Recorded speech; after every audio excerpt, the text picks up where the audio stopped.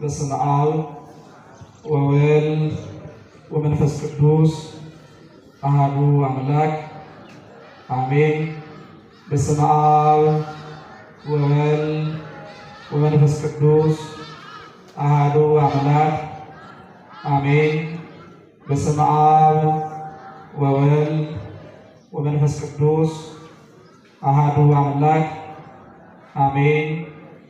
ክቡር መምህራችን መምህር ላከ ወንጌል ቤተ ማርያም የዚህ ታላቅ ደብር የስብከተ ወንጌል መምሪያ ክፍል ኃላፊ፣ ክቡር መምህራችን መምህር አብነት፣ ክብርት እህታችን ዘማሪት ጌጤነሽ አበበ፣ እጅግ የምንወደው ወንድማችን ባለክራር ዘማሪ ዳንኤል፣ አበው ካህናት፣ ዲያቆናት፣ በዚህ ቅዱስ ስፍራ የተገኛችሁ አባቶች፣ እናቶች፣ እህቶች፣ ወንድሞች፣ ሕፃናት፣ የደብሩ መዘምራን፣ በወደደን ባከበረን እስከ ሞት ድረስ በታመነልን በአንድያ ልጁ በክርስቶስ ኢየሱስ የከበረ ሰላም እንደምን ዋላችሁ? እንደምን ዋላችሁ? እንደምንስ ቆያችሁ?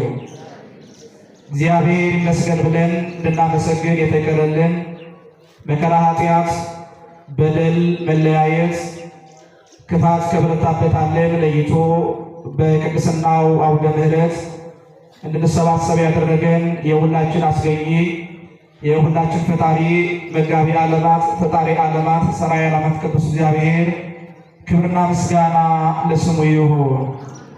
ንጽሕተ ንጹሐን ቅድስተ ቅዱሳን ድንግል ማርያም አማላጅነቷ አይለየን።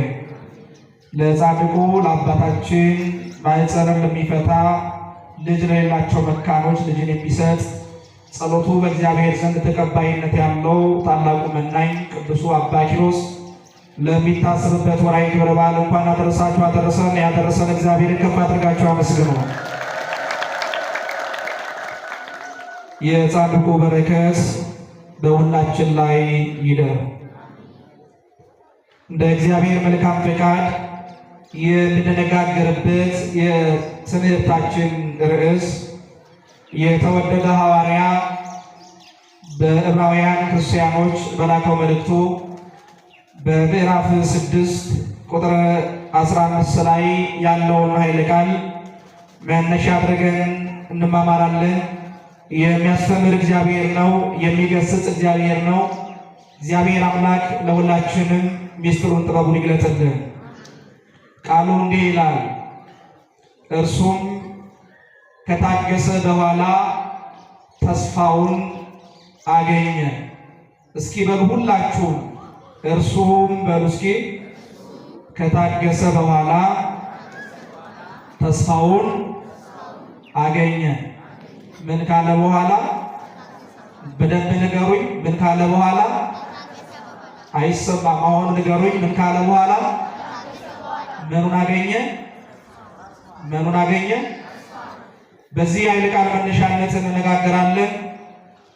የዚህ ትምህርት መሰረታዊ ዓላማ ወጣቶች፣ በተለይም በዚህ ጉባኤ ላይ የተገኛችሁ ክርስቲያኖች ያለንበት ወቅትና ጊዜ ዘመን አመጣሽ በሆኑ ጉዳዮች በቴክኖሎጂ፣ በኢኮኖሚ፣ በፖለቲካ፣ በማህበራዊና በስነ ልቦናዊ ጉዳዮች የተነሳ ብዙዎች ተስፋ ቢስ የሚሆኑበት፣ ተስፋ የሚቆርጡበት፣ ለድብርት፣ ለጭንቀት፣ ለሐዘን፣ የስሜት መረበሽና መለዋወጥ ወጣቶች ዕለት ከዕለት የሚያስተናግዱበት ጊዜ ስለሆነ እንዴት ባለ መልኩ ተስፋቸውን በእግዚአብሔር ላይ አድርገው መጽናት እንዳለባቸው ማሳየት ነው።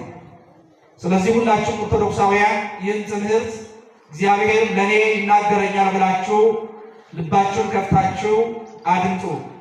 እኔ ቆሜ እናንተን ቁጭ ብላችሁ ሁላችንም ደግሞ የምንለወጥበትና የምንሰራበት እንዲሆን እግዚአብሔር መንፈስ ቅዱስ ሁላችንም ያስተምረን። ማን ያስተምረን? ማን ይምከረን? እግዚአብሔር አምላክ ለሁላችን ሚስጥሩን ጥበቡን ይግለጥልን። እርሱም ከታገሰ በኋላ ተስፋውን አገኘ።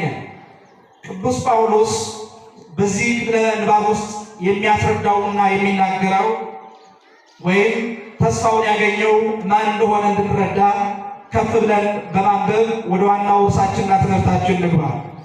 ዕብራውያን መልእክቱ ምዕራፍ 6 ከቁጥር 11 እስከ 15 ባለው ላይ ቅዱስ ጳውሎስ ተስፋውን ስላገኘው ስለዚህ ሰው እንዲህ በማለት ይናገራል። በእምነትና በትዕግስትም የተስፋውን ቃል የሚወርሱትን እንድትመስሉ እንጂ ዳተኞች እንዳትሆኑ ይላል። ልብ በሉ። በእምነትና በትዕግስት የተስፋውን ቃል የሚወርሱ። ስለዚህ የተስፋን ቃል ለመውረስ እምነትና ትዕግስት እንደሚያስፈልግ መዳረሻዎቹ እምነትና ትዕግስት እንደሆኑ ተስፋ የተገባልንን ቃልና ወይም ልንቀበለው የተዘጋጀነውን ያንን ነገር የምንቀበልበት የምንጠብቅበትና የምናገኝበት መጓዣ መንገድ እምነትና ትዕግስት እንደሆነ ያስረዳናል። ስለዚህ ቀጥልና ቅዱስ ጳውሎስ እንደዚህ ይላል፣ ቃል የሚወርሱትን እንድትመስሉ እንጂ ዳተኞች እንዳትሆኑ ካለ በኋላ ተስፋው እስኪሞላ ድረስ አስወግዳችሁ ያንን ትጋት እስከ መጨረሻው እንድታሳዩ እንመኛለን። እግዚአብሔርም ለአብርሃም ተስፋ በሰጠው ጊዜ በእውነት እየባረኩ ባርክሃለሁ እያበዛሁም አበዛሃለሁ ብሎ ከእርሱ በሚበልጥ በማንም ሊምል ስላልቻለ እግዚአብሔር ለአብርሃም በራሱ ማለ ይለናል። እግዚአብሔር በማን ማለ? በራሱ ማለ። ይቀጥልና እንዲሁ እግዚአብሔር የማለለት በራሱ አብርሃምም እርሱ ከታገሰው በኋላ እግዚአብሔር የገባለትን ተስፋ አገኘ ይላል። ማን የገባለትን ተስፋ ንገሩኝ? ማን የገባለትን ተስፋ? ስለዚህ አብርሃም እግዚአብሔር በራሱ ብሎ የገባለትን ነገር ያገኘው በምን ውስጥ አልፎ ነው? በእምነትና በትዕግስት ውስጥ አልፎ። በሉ እስኪ በእምነትና በትዕግስት ውስጥ በእምነትና በምን እግዚአብሔር የገባልን ነገር የምናገኘው በምን በኩል አልፈን ነው? በእምነትና በትዕግስት። የዚህ ትምህርት መሰረታዊ ዋና የምናጠረጥርበት ጉዳይ ነው። ምንድን ነው እግዚአብሔር ለአብርሃም የገባልን ቃል የሚለውን በአጭሩ እንመለከትና ወደ ቀጣዩ ሀሳብ እንሄድ። እግዚአብሔር ለአብርሃም እንዲህ ብሎ ቃል ገብቶለት ነበር። እንደምታውቁት የአብርሃምን ታሪክ በእምነት በኩል እግዚአብሔር ያገኘ ሰው ነው አብርሃም። በእምነት በኩል እግዚአብሔርን ፈልጎ፣ እግዚአብሔር በፍለጋ የሚገኝ አምላክ አይደለም። እግዚአብሔር በእምነት ግን የሚገኝ አምላክ ነው። በእምነት ቅርብ የሆነ አምላክ ነው እግዚአብሔር። ስለዚህ እግዚአብሔር አብርሃም ካገኘው በኋላ ለአብርሃም እግዚአብሔር እንዲህ የሚል ቃል ገባለት። አብርሃም ከዘመዶች ከወገን ከተመቸ ከሞላል ከኑሮ ከቤት እዚህ ከምትኖርበት ከተማ ውጣ አለው። ልብ በሉ። እግዚአብሔር አብርሃምን ሁለት ነገር አዘዘው። ስንት ነገር አዘዘው? ሁለት ነገር አዘዘው። የመጀመሪያው ነገር ምንድን ነው?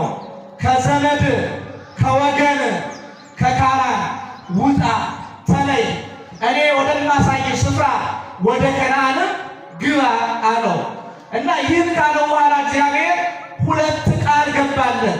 አብርሃም እኔን አምነህ ከዘመድ ከወገን ከተለየ ሀገር ምድርን ጥለህ ከወጣ እኔ እግዚአብሔር ደግሞ ሁለት ነገሮችን እሰጥሃለሁ አለ። ስንት ነገር እሰጥሃለሁ? ሁለት ነገር እሰጥሃለሁ። የመጀመሪያው ዘርህን እንደ ሰማይ ከዋክብት እንደ ምድር አሸዋ አበዛልሃለሁ አለ። ሁለተኛ በሀብት በንብረት እባርክሃለሁ አለ። እግዚአብሔር ይህንን ሁለት ቃል ለአብርሃም ነገረው። የሚታይ ሀብትን አብርሃም አልተመለከተ። ልብ በሉ። አግብቷል ሳራ፣ ግን ልጅም አልነበረው። ምንም ያልነበረውን አብርሃምን ግን እግዚአብሔር ተስፋ ሰጠው። ምን ብሎ? ከዘመድ ከቤት ከኑሮ ከወጣ እኔ ከተከተልከኝ ዘርህን እንደ ሰማይ ከዋክብት አበዛልሃለሁ፣ እንደ ምድር አሸዋ አበዛልሃለሁ፣ በሀብት እባርክሃለሁ አለው። አብርሃም የሚታይ ነገር ሳይኖር ወደማያውቀው ወዳልኖረበት ዘመን ወገን ወደሌለው ወደ ምድረ በዳ እግዚአብሔር ወዳለው ስፍራ ወደ ከነዓን ወጣ። ማንን አምኖ? እግዚአብሔርን አምኖ። ማንን አምኖ? በምን ወጣ? በተስፋ። ተስፋው በምን ያገኛል? በእምነትና በትዕግስት ያገኛል። ወጣ አብርሃም። አሁን የፈለኩት ሀሳብ መሰላችሁ? ሰፊውን ታሪክ አልተርከው። አብርሃም ከወጣ በኋላ ከዘመዶቹ ከተለየ በኋላ ከካራን ከወጣ በኋላ በአብርሃም ሕይወት ውስጥ የሆነው ነገር እየተፈጸመ ያለው ነገር ካለው በተቃራኒ ነበረ። እግዚአብሔር ምን ብሎታል? ከዘመዶች ከወጣ ከቤተሰብ ከተለየ ከካራን ከከነዓን ከገባ በሀብት እባርካለሁ ብሎት ነበረ። አብርሃም ግን ባለጸጋ አልሆነ። እንዲያውም ይልቁኑ ተቸገረ። እንዲያውም አብርሃም ተንከራተተ። አንዴ ግብፅ ወረደ። አቤሜሌክ ሰራተኛ ሆኖ ተቀጠረ። ሚስቱ አካሉ ሳራ እህቴ ናት ብሎ እስኪናገር ድረስ ተንከራተተ። እግዚአብሔር ግን ያለው ምን እልሃለሁ ነበረ? በሀብት እባርክሃለሁ ነበር ያለው። ሁለተኛ እግዚአብሔር ዘርህን እንደ ሰማይ ከዋክብት እንደ ምድር አሸዋ አበዛልሃለሁ ነበር እግዚአብሔር ያለው። አብርሃም ግን ሚስቱ መካን ሆነች፣ መውለድ አልቻለም ነበር። ስለዚህ በአብርሃም ሕይወት ውስጥ እየሆነ ያለው እንደ ሰውኛ ካየ ነው። በሰውኛ እግዚአብሔር የገባለትን ቃል ኪዳን እንደተረዳና እንዳወቀ ሰው ከተመለከተ ነው እግዚአብሔር ያለውና አብርሃም ሕይወት ውስጥ እየሆነ ያለው ነገር የተለያየ ነው። በዘርህን እንደ ሰማይ ከዋክብት አበዛልሃለሁ ብሎታል። ሚስቱ ግን መካንና መውለድ አልቻለም። በሀብት እባርክሃለሁ ብሎታል። ነገር ግን አብርሃም ልጅ ያገኝ አልቻለም። አብርሃም ግን እየሆነ ያለውን ነገር ሳይሆን የሚሆነውን በእምነት ተመልክቶ እግዚአብሔርን በትዕግስት ጠበቀ። እየሰማችሁ ነው? በሕይወት ውስጥ እየሆነ ያለውን ነገር ሳይሆን እግዚአብሔር ይሆንልሃል ያለውን አምኖ በትዕግስት አብርሃም ጠበቀ። ልበሉ ከብዙ ዘመን በኋላ ከብዙ ዓመታት በኋላ ከ40 ከ30 ዓመታት በኋላ አብርሃም እግዚአብሔር በሀብቱ ባረከው። አቤሜሌክ ብዙ ሀብት ንብረት አወረሰው። ታሪኩ እንደምታውቁት ነው። አብርሃም ግን እግዚአብሔር ሰጠኝ አለ። ማን ሰጠኝ? ንገሩኝ እንጂ ማን ሰጠኝ? እግዚአብሔር ሰጠኝ። አሁን እናንተ 40 ዓመት ጠብቃችሁ ሀብት ብታገኙ ማን ሰጠኝ? እግዚአብሔር ሰጠኝ ትላላችሁ። ሰርቼ ያገኘው ነግጄ ያተረፍኩ ወጥቼ ባለጸጋ ሆንኩ፣ ትርፌ ነው፣ ድካሜ ነው፣ ላቤ ነው፣ ገንዘቤ ነው ብትሉ፣ አብርሃም ግን ማን ሰጠኝ አለ? እግዚአብሔር። እግዚአብሔር ሰጥቶኛልና ለእግዚአብሔር ሕዝብ ሰጠዋለሁ ብሎ መንገድ ዳር ድንኳን በኮነ ማን? አብርሃም። ድንኳን ሰርቶ እንግዳ መቀበል ጀመረ። የሰጠኝ እግዚአብሔር ነው ስላለ አሁንም በእግዚአብሔር ላይ ያለው እምነትና ተስፋ ስላልተቋረጠ እንግዳ ለመቀበል በዘረጋ ትንሽ ድንኳን ውስጥ እግዚአብሔር በቤቱ እንግዳ ሆኖ መጣ። ማንን አምኗልና? ማንን በተስፋ ጠብቋልና? እግዚአብሔርን በተስፋ ጠብቋልና። ስለዚህ 90 ዓመት ሙሉ ልጅ ያልወለደችው ሳራ፣ 99 ዓመት ሙሉ ልጅ ያልነበረው አብርሃም እነሆ በቀደሳት ድንኳን ውስጥ እግዚአብሔር እንግዳ ሆኖ ተገኘ። መጣ እግዚአብሔር እንዲህ አለው፣ አብርሃም አለው እግዚአብሔር የዛሬ ዓመት ሚስት ሳራ ወንድ ልጅን ትወልዳለች አለው። ሳራም በጓዳ ውስጥ ሆና ሳቀች። ማርጀቴ መድከሜ የሴቶች ልማድ በሌላ አይነት ታየት መቆሙ እግዚአብሔር የሚያውቅ ሆኖ ነው ልጅ ትወልጃለሽ ያለኝ ብላ ሳቀች። እግዚአብሔር መለሰ፣ አብርሃም ሚስት ሳራ ስለምን ሳቀች? ለእግዚአብሔር የሚሳነው ነገር አለን አለው። ለእግዚአብሔር የሚሳነው ነገር አለ? የለም። አብርሃም ካረጀ፣ አይኑ ከፈዘዘ፣ አይኑ ከደነዘዘ፣ ጉልበቱ ከደከመ፣ አካሉ ከዛለ፣ ሰውነቱ ከተንቀጠቀጠ፣ ወገቡ ካጎበጠ፣ ቤት ከቤት መውጣት ባቆመ በስተርጅና ወራት ሳራ ባረጀች ከሸመገለች በሴቶች ላይ የሚታየው ልማድ በእሷ ላይ ከቆመ በኋላ አካሏ ወገቧ የሚንቀጠቀጥ ያችን መካን ያረጀች ሴት እግዚአብሔር ይችላልና ይስሐቅ የመሰለ ታላቅ ልጅን አስተዋቀፋት። ክብር ምስጋና ለአምላካችን ይሁን። በስተርጅና ወራት ስለዚህ እርሱ ከታገሰ በኋላ ተስፋውን አገኘ ይላል ቅዱስ ጳውሎስ በመልእክቱ። ይህ አይደለም የሚገርመው ክርስቲያኖች፣ ልክ ይስሐቅ ማደግ ከጀመረ በኋላ እግዚአብሔር እንደገና ወደ አብርሃም መጣ። በዘፍጥረት ምዕራፍ 22 ከቁጥር 1 ጀምሮ መጣና እንዲህ አለው፣ አብርሃም አብርሃም አለው። አቤት እነሆኝ አለ አብርሃም። እግዚአብሔርም እንዲህ አለው፣ አብርሃም አንድ ልጅ ይስሐቅን ትሰዋለኝ ወደ አንተ መጥቻለሁ። ልጅህ ይስሐቅን መስዋዕት አድርገህ ለእኔ አቅርብልኝ አለው። አብርሃም አስቀድመህ ዘርህን እንደ ሰማይ ከዋክብት አበዛልሃለሁ አልከኝ፣ ዘርህን እንደ ምድር አሸዋ አበዛልሃለሁ አልከኝ። ከሀገሬ ስወጣ መጀመሪያ በሀብት እባርክሃለሁ አልከኝ። ግን ብዙ ተንከራተትኩ፣ ለፋሁ፣ ደከምኩ፣ ወጣሁ፣ ወረድኩ። ከብዙ ዓመታት በኋላ ሀብት አገኘሁ። ያንንም የሰጠኸኝ አንተ ነህ አልኩኝ። እንግዳ መቀበል ጀመርኩ።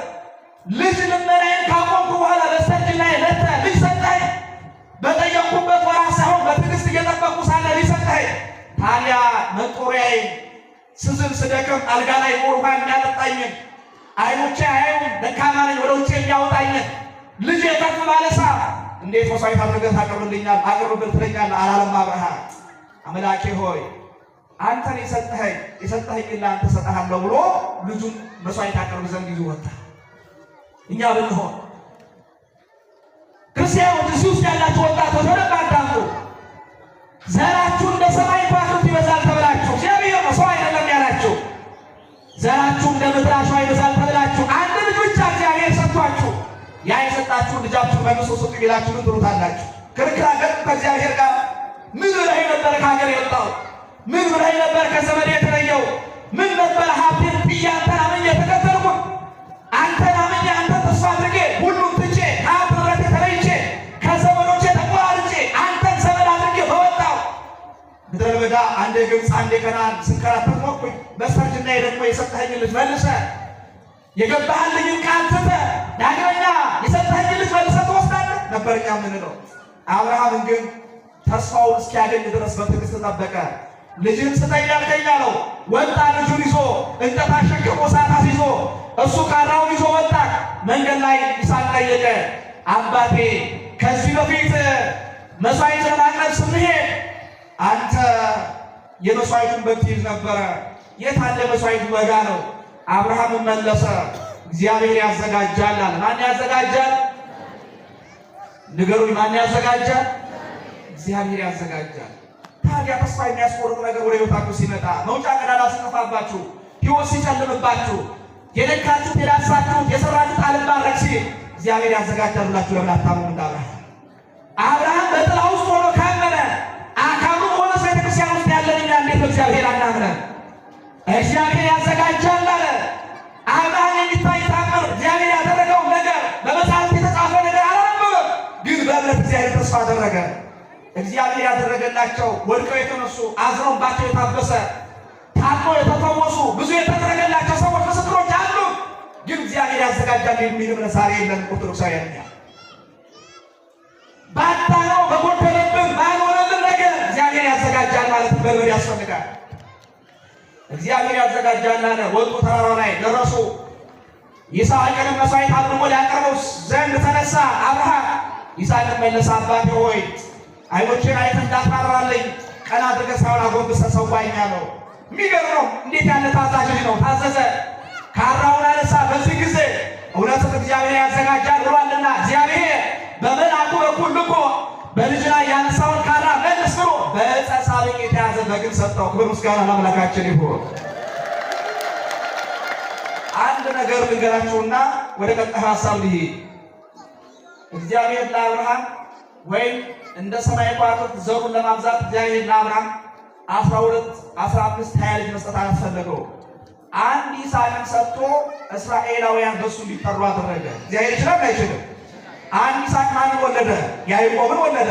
ያዕቆብ ስንት ልጆችን ወለደ? 12 ልጆች ወለደ። 12 ልጆች ምንድን ናቸው? የ12ቱ ነገደ እስራኤል ናቸው። እስራኤል የሚባለው የያዕቆብ ልጆች የአብርሃም ልጆች ናቸው። አንድ ይስሐቅን ሰጥቶ እንደ ሰማይ ከዋክብት ያለውን በአንድ ይስሐቅ በኩል እግዚአብሔር ፈጸመው። ዘርህን እንደ ምድር አሸዋ አበዛልሃለሁ አለ እግዚአብሔር። ከአገልጋዩ ከአጋር እስማኤልን ወለደ። ደቂቀ እስማኤላውያን የአሕዛብን ወገን ደግሞ አሸዋ ያላቸው እንደ ምድር አሸዋ ያላቸው እነሱም ነው። ከአጋር በተወለደው በእስማኤል በኩል ደግሞ እንደ ምድር አሸዋ የበዙ ብዙ ልጆችን አብርሃም ወለደ። እንደ ሰማይ ከዋክብት በይስሐቅ በኩል እንደ ምድር አሸዋ በእስራኤል በኩል አብርሃምን እግዚአብሔር በልጅ ባረከው። ይችላል አይችልም? እግዚአብሔር ይችላል አይችልም? እግዚአብሔር ግን ይህን ሁሉ አብርሃም እንዴት አገኘ? እግዚአብሔርን በተስፋ ስለጠበቀ። ለምን ስለጠበቀ? በተስፋ ስለጠበቀ። ኦርቶዶክሳውያን ወጣቶች በተለይ በዚህ ጊዜ ምን ተስፋ የሚያስቆርጥ ምን ችግር ብቻ ሊታያችሁ፣ ግን ከችግራችሁ በላይ እግዚአብሔርን ተመልከቱ። መጽሐፍ እንደዚህ ይላል፣ ጊዜው ከባድ ነው፣ ፈተናውም ከባድ ነው። ነገር ግን እግዚአብሔርን መከተል ያስፈልጋል። ሮሜ ምዕራፍ 12 ቁጥር 12 ላይ እንደዚህ ይላል፣ በተስፋ ደስ ይበላችሁ፣ በመከራ ታገሱ፣ በጸሎትም ጽኑ ይላል። በተስፋ ደስ ይበላችኋል። በምን ደስ ይበላችሁ? ተስፋ ስንቅ ነው፣ የማናየውን የምናይበት፣ በእምነት በኩል የማንመለከተውን የምናስረግጥበት ነው። ተስፋ ተኝተን የምንነቃው፣ ንግድ የምንወጣው፣ ስራ የምንሰራው፣ ትምህርት የምንማረው፣ ትዳር የምናገባው በተስፋ ነው። ለምንድን ነው? ሰው ተስፋ የለውም ማለት ሕይወት የለውም ማለት ነው። በቤተ ክርስቲያን ትምህርት አምስቱ ፒላሮች ከሚባሉት መካከል ከአምስቱ አዕማደ ምስጢር አንደኛው የተስፋ ምስጢር ነው። ምስጢረ ትንሣኤ ሙታን ተስፋ። ኦርቶዶክሳዊ ትምህርት መሰረቱ ተስፋ። አንድ ክርስቲያን ተስፋ የለውም ማለት በክርስቲያናዊና በመንፈሳዊ ሕይወቱ ድካም፣ ዝለት ገጥሞታል ማለት ነው። ተስፋ በተለይም ወጣቶች፣ እውነት ነው ጊዜው ከባድ ነው። ወጣትነት ለውጥ ናፋቂነት ነው። ወጣትነት በተወጠረ ገመድ ላይ እንደመሄድ ነው። ያዩትን የተመለከቱትን ለራስ ማድረግ የምንመኝበት ጊዜ ነው። ተምረን አዋቂ መባል፣ ዝነኛ መሆን፣ መክበር፣ መሾም፣ መሸለም የምንፈልግበት ጊዜ ነው። ያ ያልተሳካ ሲመስለን ደግሞ የምናዝንበት ጊዜ ነው። ግን በተስፋ እግዚአብሔርን መጠበቅ በምን አልኳችሁ? በተስፋ። አንድ በጣም የሚገርመኝ መዝሙር አለ። የሊቀ መዘምራን ቴዎድሮስ ዮሴፍ መዝሙር ነው። መዝሙሩን ብዙዎቻችሁ ታውቁታላችሁ። እንዲህ በአራት ነጥብ ሊዘጋ ምዕራፉ የሚል ነው መዝሙሩ። አንዱ ስንኝ እንደማስታውሳችሁ ኦርቶዶክሳውያን በደንብ አዳምጡኝ። መልካሙን ደብቆ ክፉን እያሳየ ይለኝ ነበር ጠላት እግዚአብሔር ዘገየ። ግን ሁሉም በጊዜው ውብ አድርጎ ሲሰራ አፍሯን ለዘላለም ደንቆት የሱ ስራ ይላል። መልካሙን ደብቆ ክፉ እያሳየ ወጣቶች ልክ እንደዚህ ነው። ተስፋችሁን አይደለም ሰይጣን የሚያሳያችሁ፣ ያልተሳካላችሁን፣ ያልሆነላችሁን፣ ያልሞላላችሁን፣ ሮጣችሁ ያልደረሳችሁበትን፣ ሰርታችሁ ያላገኛችሁትን ከሌሎች ጋር ራሳችሁን እያነጻጸራችሁ ተስፋ እንድትቆርጡ የሚያደርጋችሁ እንዲህ ነው። መልካሙን ደብቆ ክፉን ብቻ ነው የሚያሳያችሁ። እግዚአብሔር ዘግይቷል፣ እግዚአብሔር ትቶታል፣ እግዚአብሔር ትቶሻል፣ እግዚአብሔር ረስቶሃል ቢኖርማ ቢሰማህማ ያንተ ጸሎት በእግዚአብሔር ዘንድ ቢደርስማ እስኪ ጓደኞችን ተመልከት፣ እስኪ በዙሪያ ያሉ ሰዎችን ተመልከት። የሆነላቸው የተሳካላቸው ነግደው ያተረፉትን እያስቆጠረ ያሉትን አይደለም፣ ገና በተስፋ ያሉትን አይደለም። አንተ ብቻ ያልተሳካልህ፣ አንተ ብቻ ያልሆነልህ፣ አንተ ብቻ ያልሞላልህ፣ አንተ ብቻ ነግደህ ያላተረፍ፣ አንተ ብቻ ተምረህ በትምህርቱ ውጤታማ ያልሆንክ አድርጎ ያሳይሃል ሰይጣን። መልካሙ ይደብቅና ክፉን ብቻ እያሳየ ዘግይቷል እግዚአብሔር ባንተ ሕይወት ውስጥ ይልሃል፣ ይልሻል። ዘግይቷል እግዚአብሔር ባይዘገይና ቢሰማህና ቢመለከተህና ጸሎትን መልስ ባገኘ ነበር፣ እንባህ በታበሰ ነበር። ከወደቅክበት የተነሳ ስንቱን ሌሊት ያላስከውን እንባህን ተመልክቶ መልስ በሰጠ ነበር ይልሃል። ግን እግዚአብሔር የዘገየ ቢመስል የሚቀርበው የሌለ የለመኑትን የማይረሳ የነገሩትን የማይረሳ ታማኝ አምላክ ስለሆነ፣ አዎ አንተ ግን ለሰይጣን የሚበለው ለምኜ እግዚአብሔር ይሰማኛል፣ ጠይቄ እግዚአብሔር ያደምጠኛል፣ የዘገየ ቢመስል የኔ ጌታ የሚቀርበው የለም። አዎ አንተ የዘገየ አድርገህ የማይሰማኝ አስመስለህ ታሳየኛለህ። እኔ ግን እልሃለሁ፣ አልዓዛርን ታስታውሰዋለህን? አልዓዛር ማርታና ማርያም በታመመባቸው ጊዜ እንዲህ ብለው ነበረ፣ የምትወደው ታሟላልን አሉት። ጌታ መጣ፣ የዘገየ ይመስላል። አልዓዛር ሞቷል፣ ቀብር ድረስ አሉት። ቀብር አልተገኘ፣ የዘገየ ይመስላል። 2 ቀን 3 ቀን ጠበቁት፣ አልመጣም። 4 ቀን ድንኳኑ ከፈረሰ በኋላ ጌታ መጣ፣ ግን መጥቶ ዝም አላለም። አልዓዛርን ከሞት ቀሰቀሰው። የማርታና የማርያም እንባ አበሰ። ይችላል እግዚአብሔር ብለው ክብርና ምስጋና ለአምላካችን ይሁን። ይችላል እግዚአብሔር። ክርስቲያኖች ሞት ቢያንዣብባችሁ እንኳን ሁሉ ሞት መስሎ ቢታያችሁ እንኳን በእግዚአብሔር ላይ ተስፋ አትቁረጡ። በማን ላይ ተስፋ አትቁረጡ? ንገሩኝ። በማን ላይ ተስፋ አትቁረጡ? በእግዚአብሔር ላይ። አንድ ዘማሪ ደግሞ እንደዚህ ይላል፣ ይነጋል አንተ ሌሊቱ ታምነው በፍቅርህ ለበረቱ፣ ያልፋል ጨለማው በጊዜው እግዚአብሔር አንተ ስታዘው ይላል። ይነጋል አንተ ሌሊቱ ታምነው በፍቅርህ ምን ላሉ ለበረቱ። አብርሃም ታመነ፣ ስንት ዓመት እግዚአብሔርን ጠበቀው፣ ስንት ዘመን እግዚአብሔርን ተስፋ አድርጎ ተከተለው። የእናቴ ልጅ ተስፋ መቁረጥ ውስጥ ያለ፣ በሐዘን በችግር ውስጥ ያለ፣ እግዚአብሔር የረሳ የተወ የመሰለ ስንት ዘመን አልቅሰ እግዚአብሔርን በትዕግስት ጠበቀው። ብዙዎቻችን በአንድ ሳምንት በ3 ቀን ጸሎት እግዚአብሔር ያልሰማን የመሰለን ብዙዎቻችን ነን። አንድ ዓመት ቤተክርስቲያን መጥተ እግዚአብሔር ያልሰማን የመሰለን ብዙዎች ነን። አብርሃም 40-60 ዓመት እግዚአብሔርን ጠብቆታል በሀብት ለመባረክ። አብርሃም ልጅ ለማግኘት እግዚአብሔርን 99 ዓመት ጠብቆታል። አንተ ታዲያ ስንት ዓመት እግዚአብሔርን ጠብቀው ይሆን? ስንት ዘመን በጸንተው ይሆን በእግዚአብሔር ላይ የምታማረው? እግዚአብሔር ተወኝ ረሳኝ እያልክ ያለው ስንት ዘመን ጠብቀህ ሆኖ እግዚአብሔርን? በውኑ እግዚአብሔር ይተው? ከተኛህበት ተነቃ ነበር። ጤና የሰጠህ ማን ነው? እግዚአብሔር ነው። የሰጠህን ነበር አቁመ የከለከለልን ጥቂት ነገር እሱም አንተን ለማኖር እንደሆነ ዘንግተህ እግዚአብሔር የረሳ የመሰለህ አንተ። እስኪ አብርሃምን ተመልክተው። አብርሃም መጽሐፍት አልነበሩትም፣ መምህራን አጠገቡ አልነበሩም፣ መንገድ የሚመራው ማንም አልነበረም። ግን እግዚአብሔርን አምኖ በትዕግስት ጠበቀ። ወንጌል የምታስተምር እግዚአብሔር የምታሳይ ካሰብክበት እንድትጸናና የምታደርግ ቤተክርስቲያን በዙሪያ እያለ ታዲያ አንተ እንዴት ተስፋ ትቆርጣለህ? ስለዚህ እግዚአብሔርን በትዕግስት መጠበቅ ያስፈልጋል። ዛሬ ብዙ ወጣቶች በተስፋ መቁረጥ ውስጥ ያሉበት ነው። ብዙዎቻችን በአንድ በሌላ መንገድ ከምንሰማው ከምናየው ሚኒስትሪ ሚዲያ ባመጣው ተጽዕኖ ከምናገኛቸው ሰዎች ከውሏችን ከህይወታችን ብቻ በተለያየ ምክንያት ሰው በዚህ ዘመን ተስፋ እንዲቆርጡ ከሚያደርጉ ነገሮች የተከበበበት ዘመን ነው። በዚህ ዘመን ሰው በጣም ተስፋ እንዲቆርጡ ከሚያደርጉ ነገሮች ምንድን ናቸው? የመጀመሪያ መፍትሄውን ከማየት በፊት አንደኛ ተስፋ ሰዎች እንዲቆርጡ በተለይ ወጣቶች ተስፋ እንዲቆርጡ ከሚያደርጋቸው ነገሮች የመጀመሪያው በከንቱ ምኞትና በባዶ ስሜት ውስጥ መዘፈቅ። በከንቱ ምኞት መሬት ላይ ለሌለ እውነታ ባልሆነ ነገር ራስን በስሜት ያልሆነ ነገር እንዳልኳችሁ ወጣትነት ነው፣ ጥራፋይ ነው። ስለዚህ በባዶ ስሜት ውስጥ በምዕራብ በሳራው ነገር በዚያ አይምሮ ህሊናው እንዲወጠር ማድረግ። ሁለተኛ ሰዎች ስለኔ ምን ያስባሉ ብሎ ማሰብ። ብዙዎቻችን በተለይ በወጣትነት የምናስበው ነገር ይሄ ነው። ሰዎች ስለኔ ምን ያስባሉ? ምን ይላሉ? ስለ አለባበሴ፣ ስለ አነጋገሬ፣ ስለ መልኬ፣ ስለ ውበቴ፣ አጠቃላይ ስለኔ ሰዎች ምን ይላሉ? ጓደኞቼ ምን ይላሉ? ጎረቤት፣ ዘመድ አዝማድ ምን ይላል? በጣም ይገርማል። ግን ይህን ነገር ማስታወስ አለባቸው ወጣቶች። አንተ ሰው ስለኔ ምን ይላል ብለህ እንዳሰብ እንዲሁ ከአንተ አንጻር ያለው ያም ሰው ሰዎች ስለኔ ምን ይላል እያለ እያሰበ ነው፣ ስለራሱ እያሰበ ነው። አንተ ስለራስህ ካሰብ ሰው ስለኔ ምን ይላል ብለህ ካሰብ እሱም ሰው ስለኔ ምን ይላል ብሎ ካሰበ ሁለታችሁም እያሰባችሁ ያላችሁ ስለማን ጉዳይ ነው? ስለራሳችሁ ጉዳይ ነው። ማንም ስላንተ ያስብ፣ ማንም ስላንተ አይጨነቅም። ሁሉም በራሱ ጭንቀት ውስጥ ነው ያለው፣ ሁሉም በራሱ ሀሳብ ውስጥ ነው ያለው። ነገር ግን ወጣቶች ወዳልተፈለገው ፉክክር፣ ወደ አቻ ግፊት፣ ወደማይፈልጉት ህይወት ከሚሄዱባቸው ጉዳዮች አንዱ ሰዎች ስለኔ ምን ብለው ያስባሉ ማለት ነው። ሶስተኛው ሀሳብን ለሌሎች ሰዎች ወይም ደግሞ ለቅርብ ሰዎች ማካፈል አለመቻል። ሀሳብን የብዙዎቻችን ፈተና ነው። እስኪ አንድ ጥያቄ ልጠይቃችሁ። በኮሮና ጊዜ በቤታችሁ በትዳራችሁ ከልጆቻችሁ ጋር ምን ገጠማችሁ? የማይተዋወቁ ባለትዳሮች አልተገኙ?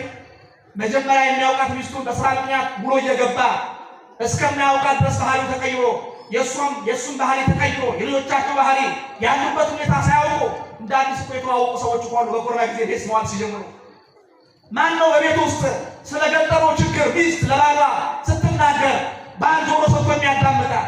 ባልም ውሎ ለሚስቱ ቢነግራት በዚህ ዘመን እንዲያው ጥቂት ካልሆነ በቀረ ጆሮዋን ሰጥታ የምታዳምጥ የትኛዋ ሚስት ናት? አብዛኛው የማህበራዊ ኑሮ ተፈጥሮ ውስጥ ወድቆ በቲክቶክ ሌሎች ዘመን ባመጣቸው ሚዲያዎች ውስጥ ገብቶ ስልኩ ላይ ረጅም ሰዓት የሚያባክነው የልጁን ስሜት የሚያዳምጥበት ጊዜ የለም። አብዛኛው የሚስቱን ያለችበት ሁኔታና ጭንቀት የሚያዳምጣል ጥቂት ነው። የባሏን ውሎ ጭንቀት የምታዳምጥ ሚስት ጥቂት ናት። ይሄ አደገኛ ነገር ነው። ይሄ ወዳልተፈለገ አቅጣጫ እያደገ ሄዳል በዚህ ዘመን። እስኪ አንድ ነገር ደግሞ ልጠይቃችሁ ወጣቶች፣ ስንት ጓደኛ አላችሁ? 5፣ 10፣ 15 ምን ያህል ጓደኛ አላችሁ? እርግጠኛ ሆኜ ልንገራችሁ ከትላንት በተሻለ ብዙ ጓደኛ በዚህ ዘመን ያለው ወጣት አለው። ከትላንት በተሻለ ትላንት አንድ የልብ ጓደኛ ሊኖር ነው፣ ዛሬ 10፣ 15 ጓደኛ ሊኖር ይችላል። ግን እነዚህ 15 ጓደኛዎች እርስ በርስ ሳይተዋወቁ አንዱ ያለበትን ችግር ጭንቀት አውቀው አብረው ይስቃሉ፣ አብረው ይበላሉ፣ አብረው ይሄዳሉ፣ አብረው ይጠጣሉ። ወደ ቤት ሲገቡ ግን ሁሉም ትራሱ ላይ በራሱ ጉዳይ ይጨነቃል፣ ያለቅሳል፣ ያነባል፣ ያወጣል። አንዳንድ ጊዜ በከተማችን በአዲስ አበባ በክፍለ ሀገራት የምንሰማቸው የምናያቸው ነገሮች በዘመድ ተከበው ባዶነት የሚሰማቸው፣ ከጓደኛ መካከል ብቸኝነት የሚሰማቸው፣ ከጓደኞቻቸው ተለይተው ቤት ገብተው ራሳቸውን ያጠፉ ብዙ ወጣቶች አሉ። ለምን?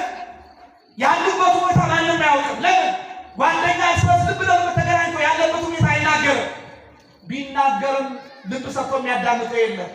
ለምሳሌ ብዙዎቻችን ምንም እናደርገው ጓደኛችን መጥቶ ቢነግረን ስልካችንን እንይዛለን። እንዲህ አይነት ችግር ገጥሞኛል፣ እንዲህ አይነት ነገር ገጥሞኛል፣ እንዲህ ወርኛለሁ። ከዛ መጨረሻ ላይ ከ5 እስከ 6 ደቂቃ በኋላ ምን ነበር ያልከን እንለዋለን መልሰን። ስለዚህ ያ ልጅ መልሶ ችግሩን ይነግረናል አይነግረንም? ለምን ልብ ሰጥቶ የሚያዳምጠው ስለሌለ። ሁለተኛ የገጠመውን ፈተና ቢነግረን ሚስጥሩን አንጠብቅለትም። የነገርነው ሚስጥር መልሶ ከሌላ ሰው ይሰማል። ስለዚህ ለመናገር ይፈራል ጓደኞቹ። እርስ በርስ ጓደኞች አይተዋወቁም፣ ያሉበትን ሁኔታ አያውቁም። መስራት ይሄ አደገኛ ነገር ነው። ኦርቶዶክሳውያን አደገኛ ነገር ነው። ሌላው ሀሳባችን ካዳመጡ በኋላ ሰዎች ትኩረት ስለማይሰጡ እነዚህ ነገሮች ወዴት ያድጋሉ? አሁን ትልቁ ጉዳይ እነዚህ ነገሮች ሲጠራቀሙ አሁን ያንሷቸው 4 ጉዳዮች ተጠራቅመው ወደ ጭንቀት ያድጋሉ። ወደ ምን ያድጋሉ? በደንብ እያዳመጣችሁ ነው። ወደ ምን ያድጋሉ? ወደ ጭንቀት።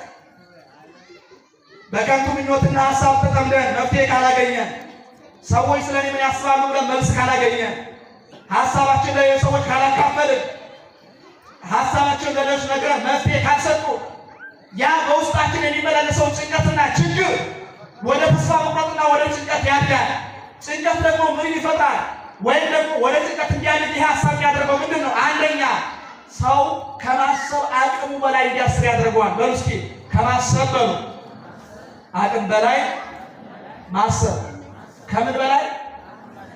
ከማሰብ አቅም በላይ አስባችሁ ታውቃላችሁ? ጭንቀት ማለት ነገራችን ላይ ሰው ጭንቀት ምንድን ነው ተብሎ ሲጠይቋቸው ከማሰብ አቅም በላይ ማሰብ ወይም አንድን ጉዳይ በተደጋጋሚ ማሰብ። ትላንት ያደረግነው ዛሬ የሆነው ወይም ወደፊት የምንፈራው ነገር ሊሆን ይችላል። ያ ነገር በተደጋጋሚ ያን ነገር መፍትሄውን ረስተን መፍትሄ አልባ በሆነ መልኩ ችግሩን ብቻ እየተመለከትን ያንን ጉዳይ ደጋግመን ስናስበው፣ ስናወጣው፣ ስናሰለስለው አይምሯችን ይቆጣጠረውና ጭንቀት ይሆናል ያ ነገር። ከዛ ያ ጭንቀት ወደ ራስ ጭንቀት እንዴት ያድጋል? ያ ያሰብነውን ነገር የምናስረግጥበት ወይም ተስፋ የምናደርገው ነገር ስናጣ። ሶስተኛ ያ ነገር አስበነው የምናስረግጥበት እምነት ካጣ፣ ሶስተኛ ተስፋ ቢስ ወደ መሆን ይሄዳል። ተስፋ ቢስ መሆናችን ደግሞ አሁንም መፍትሄ ካላገኘ ወደ ምን ይሄዳል? ተስፋ ወደ መቁረጥ ይሄዳል። ተስፋ መቁረጥ ላይ የደረሰ ሰው ደግሞ ወደ ምን ያድጋል? በቃ የሚወደኝ፣ የሚያስብልኝ፣ የሚያደንቀኝ፣ ለችግሬ መፍትሄ የሚሆን ችግሬን የሚጋራ ነገር የሚያሳየኝ፣ ጉድለቴን የሚሞላልኝ፣ አይዞ የሚለኝ ወገን ዘመድ ረዳት የለኝም፣ ብቻዬን ነኝ። ታዲያ ለማን እኖራለሁ? ብሄድ ይሻላል ብሎ ራሱን ለማጥፋት ሀሳብ ይገባል። ብሄድ ይሻላል። እንዲህ ስንሰማው ቀላል የሚመስል ግን ከባድ የሆነ ንግግር። ለማን ነው የምኖረው? የሚረዳኝ ሰው ከሌለ፣ የሚያደምጠኝ ጓደኛ ከሌለ፣ ስሜትን ያለሁበትን ሁኔታ ተረድቶ ከችግር እንድወጣ መንገድ የሚያሳየኝ ሰው ዘመድ ወገን ከሌለኝ፣ በዘመድ ተከብቤ ዘመድ አልባ ከሆንኩኝ፣ በጓደኛ መካከል ሆኜ ብቸኝነት ከተሰማኝ፣ እየሰራው ካላገኘው፣ እየተማርኩ የምፈልገውን ነገር ካላደረው፣ ለቤቴ ለኑሬ ለእናት አባቴ ሸክም ከሆንኩኝ፣ የመጣሁበት ህይወት የነገም ህይወት ከዛሬ የላሰ ከሆነ ታዲያ የኔ መኖር ምን ያደርግልኛል ወደሚል ስሜት ውስጥ ይገባል። ስለዚህ ችግሩን ብቻ እያሰበ የገጠመውን ፈተና ብቻ እያሰበ በጭንቀት ውስጥ ሆኖ በራሱ ተስፋ እንዲቆርጥ ያደርጋል። ምን ዘነጋ ይሄ ሰው?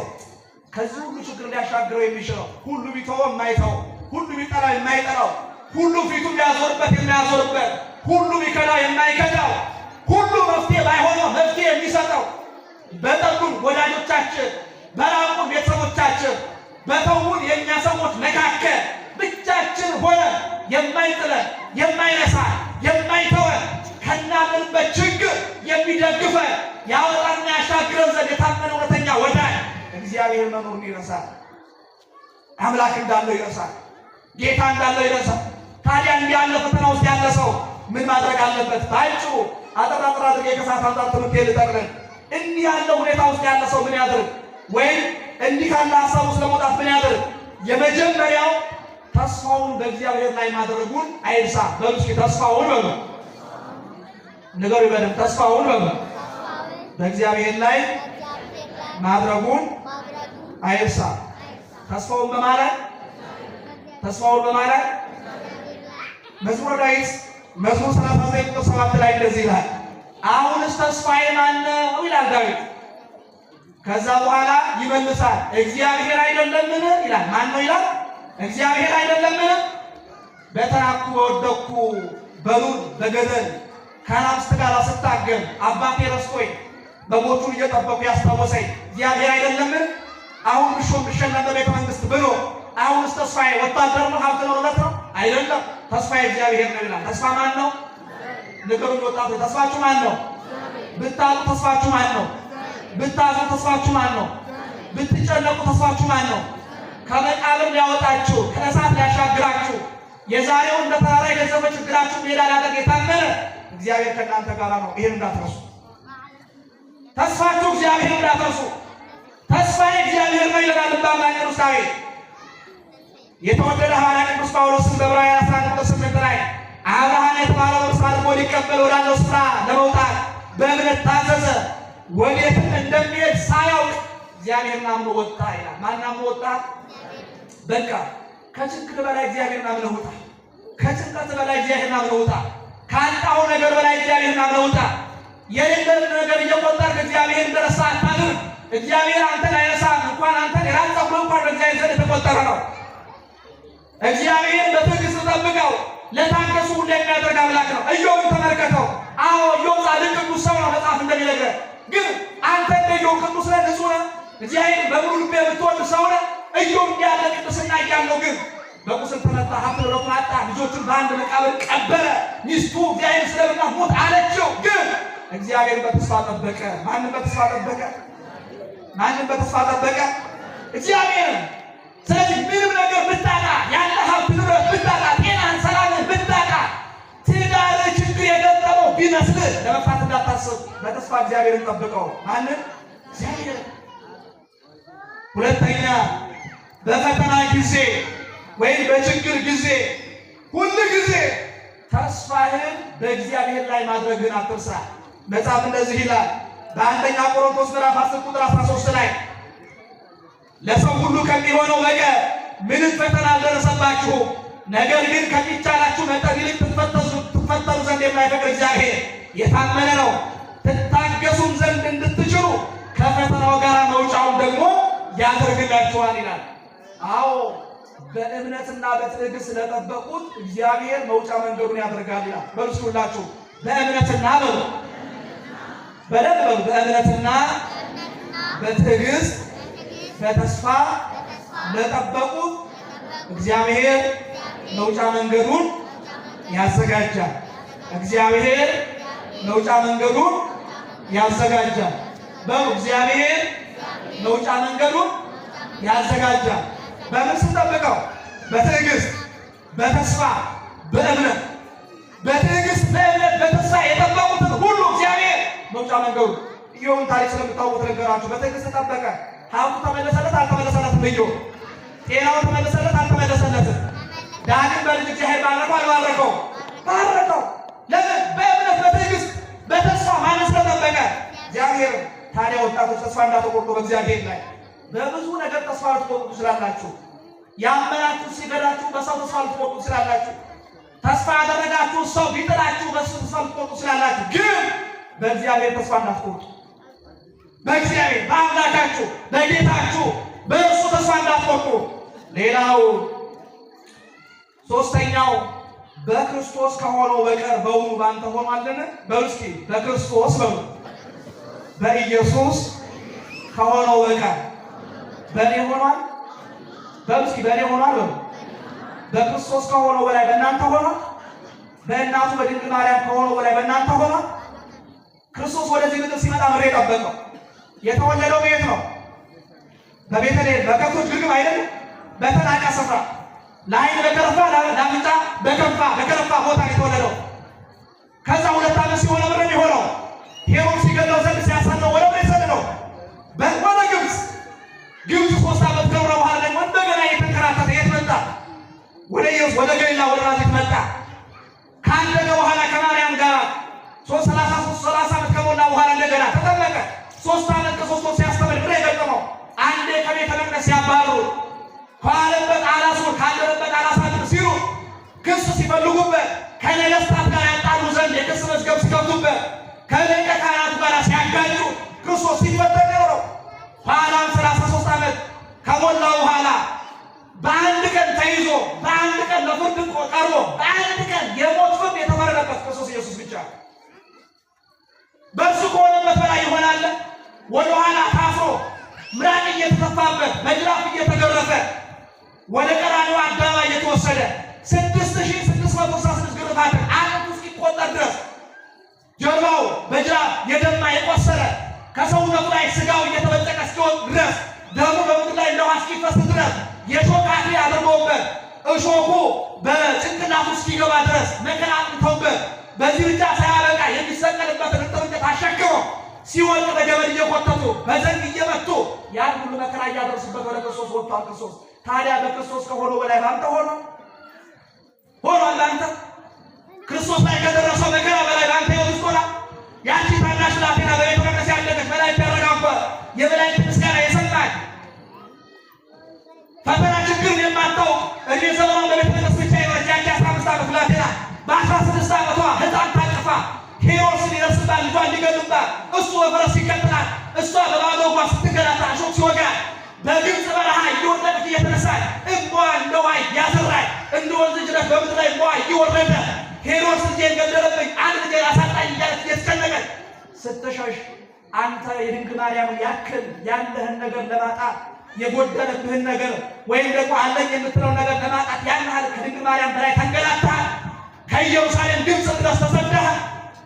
ወታደር ደረሰብኝ አልደረሰብኝ ብለህ ተንገላታሃል። በድንግል ማርያም ከሆነው በላይ ባንተ አልሆነም። በክርስቶስ ኢየሱስ ከሆነው በላይ ባንተ ሕይወት አልሆነም። አንተ እንደ ክርስቶስ በኋላ አልታሰርክም። በዘንግ አልተመታህም። ምራቅ አልተተፋብህም። የሾህ አክሊል አልደፋህም። እርጥብ እንጨት ተሸክመህ ወደ ቀራንዮ አልሄድክም። በወንበዴ መካከል በሐሰተኞችና በቀማኞች መካከል ንጹሕ ሆነ ሳለ እንደ ወንበዴ ተቆጥረህ አልተሰቀልክም። ወንበዴ ነህ፣ እኔም አንተም ወንበዴ ነህ። እናውቀዋለን ስራችን። በክርስቶስ ከሆነው በላይ ባንተ ሕይወት ውስጥ አልሆነም። በድንግል ማርያም ከሆነው በላይ ባንተ ሕይወት ውስጥ አልሆነም። በተክለ ሃይማኖት ከሆነው በላይ ባንተ ሕይወት ውስጥ አልሆነም። አንተ እንደ ተክለ ሃይማኖት በቀፎ ተደርገህ ወደ ገደል ተጥለሃል። ንጉሥ መቶሎሚ ያሳድዱሃል። በቅዱሳን ከሆነው በላይ ባንተ ሕይወት ውስጥ አልሆነም። ታዲያ አንተ የቅዱሳን ልጅ ከሆንክ፣ አንተ የተክለ ሃይማኖት ልጅ ከሆንክ፣ አንተ የቅድስት አርሴማ ልጅ ከሆንክ፣ አንተ የቅዱስ ጊዮርጊስ ልጅ ከሆንክ በጊዮርጊስና በአርሴማ የሆነው ባንተ ሕይወት ውስጥ ካልሆነ ታዲያ ለምን በትዕግስት እግዚአብሔርን መጠበቅ አቃተህ? እግዚአብሔር የወቀስከው እኮ ስላጣኸው ገንዘብ እኮ ነው። ስለሌለ ቤት እኮ ነው። ስላልወለድከው ልጅ ነው። እነሱ ግን ራሳቸው ለክርስቶስ ሰጡ። አንተ የሚቆጠር ነገር ነው ከእግዚአብሔር ጋር ሊያለያየ ተስፋ ሊያስቆርጥ ብሄር ይሻላል እያስባለ ያለ። እነሱ ግን ስጋቸው ራሳቸው አንገታቸው እስኪያጡ ድረስ ክርስቶስን ታመኑለት። ክርስቲያን እኮ ነህ። በእምነት ተስፋ ለእግዚአብሔር ያጠብቀው። እግዚአብሔር አንተ ሕይወት ይሰጥህ የዘላለም መንግሥቱን ሊያወርስ ቃል ከገባልህ ታዲያ ለአንተ የምትኖርበትን ጎጆ የምትበላውን ዳቦ ይነሳ ዘንድ እግዚአብሔር ክፉ አምላክ ነው። ክፉ አምላክ ነው እግዚአብሔር። አንተ ከታመንክና በትዕግስት በተስፋ ከጠበቀው እግዚአብሔር የሚረሳ የሚተው አምላክ ነው። እግዚአብሔር አይተወንም። እግዚአብሔር አይረሳንም። የረሳችሁ የመሰላችሁ እግዚአብሔር አይረሳችሁ። የተዋችሁ የመሰላችሁ እግዚአብሔር አይተዋችሁ። ጥያቄያችሁ መልስ ያጣ የመሰላችሁ እግዚአብሔር የዘገየ ሊመስልን የሚቀርቡ የለም። በእምነት ጠብቁት። በምን ጠብቁት? በምን ጠብቁት? በእምነት ጠብቁት። የመጨረሻው እግዚአብሔርን ሁሉም ቢሆንልህ በትዕግስት ጠብቀው። በትዕግስት እንጠብቀው። ያዕቆብ ምዕራፍ 5 ቁጥር 11 ላይ እንደዚህ ይላል፣ እነሆ በትዕግስት የጸኑትን ብፁዓን እንላቸዋለን። ኢዮብ እንደታገሰ ሰምታችኋል፣ ጌታም እንደፈጸመለት አይታችኋል። ጌታም እጅግ የሚምር የሚራራ በትዕግስት ለጠበቁትን ሁሉ ለሚያደርግ የሚችል የታመነ አምላክ ነው። በትዕግስት ለጠበቁ ኢዮብ እንደታገሰ ሰምተሃል ይላል። ሰምተሃል ኢዮብ። ታዲያ የኢዮብን ትዕግስት ሰምተህ እንደ ኢዮብ መሆን ባትችል ላጣኸው ለሥጋዊ ነገር በጥቂት እግዚአብሔር መታገስ ለምን አቃተህ? የአብርሃም ያክል 90 ዓመት ባልጠብቀው 99 ዓመት ባልጠብቀው ለምን እግዚአብሔርን 1 ዓመት 2 ዓመት መጠበቅ አቃተህ? የሳራን ያክል 90 ዓመት እግዚአብሔር በትዕግስት ባልጠብቀው ባልጠብቂው ስላጣሽው ስላልወለድሽው ልጅ የረሳሽ የመሰለሽ እግዚአብሔር 90 ዓመት መጠበቁን ተውና ለምን 5 ዓመት 10 ዓመት እግዚአብሔር በትዕግስት አልጠብቂው? አንቺ የኤልሳቤጥን ያክል 90 ዓመት አልጠበቅሽው። አንቺ የሳራን ያክል 90 ዓመት አልጠበቅሽው። ብትጠብቂውስ ይስሐቅን የመሰለ ልጅ ካገኘሽ፣ ዮሐንስ መጥምቅን የመሰለ ልጅ ከታቀሽ፣ ኧረ እድሜ ልክሽን ብትጠብቂውስ ምን ይቀርብሻል? ያልተባረከ ብዙ ልጅ በቤት ውስጥ ከማሳደግ አንድ ዮሐንስን ወልደ አንድ ቅዱሱን ዮሐንስን ታቅፈ ለእግዚአብሔር ክብር ብትሰጥ አይሻልም? በእምነት እግዚአብሔር በትዕግስት ጠብቁት። እግዚአብሔር የታመነ አምላክ ነው። ተስፋ ያደረጉትን በትዕግስት የጠበቁትን ሁሉ መልስ የሚሰጥ አምላክ ነው። እግዚአብሔር መልስ ይሰጠናል። እርሱም ከታገሰ በኋላ ተስፋውን አገኘ። በሉ እስኪ ሁላችሁም በድምፃችሁን ከፍ አድርጋችሁ እርሱ በሉ። አብርሃም ከታገሰ በኋላ በትዕግስት እግዚአብሔርን አገኘ፣ ተስፋውን አገኘ። በትዕግስት እግዚአብሔርን ጠብቁት። አንድ ነገር ብያችሁ ትምህርት የምጠቅለን ብንሄድ ይሻለናል እና ለገጠማቸው ፈተናና ጭንቀት ለገጠማቸው ችግር መፍትሄ አድርገው ወጣቶች ብንሄድ ይሻለናል። ስንሰራና እንዲያውም ይሄድ ቀላል ከኃጢአት ሁሉ የከፋ ኃጢአት እንደሆነ ታውቃለህ? ራስን ማጥፋት። ለምሳሌ በቤተ ክርስቲያን ትምህርት ትልቁ ኃጢአት ምንድን ነው? ሰው መግደል አይደለም? የሥላሴ ሕንፃ መቅደስ ማፍረስ ስለሆነ አይደለም? አንድ ሰው ሰውን ከመግደል በላይ ትልቁ ኃጢአት ደግሞ ቤተ ክርስቲያን ራሱን መግደል ነው። ለምን? አንተ ሰውን ብትገድል ያ የገደልከው ሰው ስጋውን መግደል ትችላለህ እንጂ ነፍሱን መግደል አትችልም። ልበል ስጋውን ነው መግደል የምችለው። አንተ ግን ራስህን ስታጠፋና ስትገድል ስጋህንም ነፍስህንም ነው የምትገድለው። ስለዚህ ለገጠመ ፈተናና ጭንቀት ለጊዜያዊ ችግር ብለህ ሕይወት ውስጥ ዘላለማዊ ችግርን ትተክላለህ። በስጋ ለጥቂት ዕድሜ ለሚያልፍ ያው ዛሬ ተጠንቀ ነገ ደስታ ለሚሆን፣ ዛሬ አፍረህ ነገ ልታገኘው፣ ዛሬ ተከፍተህ ነገ ሌላ ቀን ለሚሆነው። እስኪ አስቡ። በሕይወታችሁ ውስጥ ስንት ችግር ገጥሟችሁ ሻጋችኋል? እዚህ ውስጥ ያላችሁ ስንት ጊዜ ከወደቃችሁበት ተነስታችኋል? ስንት የማይነጋ የመሰላችሁ ሌሊት ገብቶላችኋል? ስንት አላገኘውም ያላችሁትን ነገር አግኝታችሁታል? እንዲያው ምን ነው ብሄድኩ ያላችሁ ዛሬ በሕይወታችሁ፣ በኑራችሁ፣ በትዳራችሁ፣ በስራችሁ ተባርካችኋል። አያችሁ፣ የማያልፍ የመሰላችሁ ነገር አልፎ ዛሬ እግዚአብሔር ምን ያህል ሳመስግናችሁታል በዚህ ሕይወታችሁ። እንዲህ ቀላል አይደለም። አንድ ራሱ የሚያጠፋ ሰው 3 ነገር ያደርጋል። ስንት ነገር ያደርጋል? የመጀመሪያው ነገር አንድ ራሱ የሚያጠፋ ሰው ሃይማኖቱን ይክዳል። ምኑን ይክዳል? ምኑን ይክዳል? ሃይማኖቱን። በእግዚአብሔር ላይ ያለው እምነት ማለት ነው። እምነት፣ ተስፋ፣ ፍቅር እነዚህ ጸንተው ይኖራሉ። ከሁሉ የሚበልጠው ምንድን ነው አለ? ፍቅር ነው። እምነቱን ያጣል። ለምን? እግዚአብሔር ታሪኩ እንደሚቀይር ችግሩ እንደሚፈታ አላመንምና። እንደ ተራራ ከገዘፈ ችግሩ በላይ እግዚአብሔርን ግዙፉን እግዚአብሔር ኃያሉ እግዚአብሔር በቦታ በሁኔታ የማይወሰነው እግዚአብሔር ታሪክ ቀያሉ እግዚአብሔር በአንበሳ ጉድጓድ ዳንኤልን ከእሳት መካከል አናንያ አዛርያ ሚሳኤልን ከታሰረበት ሰንሰለት ጴጥሮስን ከወደቁበት ወህኒ ሲላስና ጳውሎስ እንዳወጣቸው ዘንግቷልና ሃይማኖቱን ክዷል። በእግዚአብሔር ላይ ያለው እምነት ተሸርሽሯል። ሁለተኛ ተስፋውን ያጣል። ዛሬ ከገጠመው ችግር ከሆነበት ካጣው ከወደቀበት ከሚያስለቅሰው ካዘነበት ተስፋ ከቆረጠበት ችግር አሻግሮ እግዚአብሔርን ማየት አልቻለምና ተስፋውን አጥቷል። ሶስተኛ ፍቅሩን አጥቷል። ፍቅር እግዚአብሔር ነው። እግዚአብሔር እንደጠላው፣ እንደረሳው፣ እንደናቀው፣ እንደተወው የእግዚአብሔር ልጅ እንዳልሆነ ረስቷልና ፍቅሩን አጥቷል። እግዚአብሔር እንደማይተው፣ እንደማይወደው፣ እንደማይራራለት፣ እንደማያትለት፣ ከወደቀበት እንደማያነሳው፣ እንባው እንደማያብስለት አስቧልና ፍቅሩን አጥቷል። እምነት ተስፋውን ፍቅሩን ያጣ ሰው ደግሞ መኖሪያው በዘላለማዊ እሳት በደይን ነው። እግዚአብሔር ከእነዚህ አይነቶች ይሰውረን። ምን ብትቸገሩ፣ ምን ብታጡ፣ ምን ብትፈተኑ ሃይማኖታችሁ እንዳታጡ፣ ተስፋችሁ እንዳታጡ፣ በእግዚአብሔር ላይ ተስፋ እንዳትቆርጡ፣ ያጣችሁትን ነገር በሙሉ ይመልስላችሁ ዘንድ ትዕግስታችሁና እምነታችሁን ተመልክቶ ተስፋችሁን ይሰጣችሁ ዘንድ እግዚአብሔር የታመነ አምላክ ነው። ወስብሐት ለእግዚአብሔር።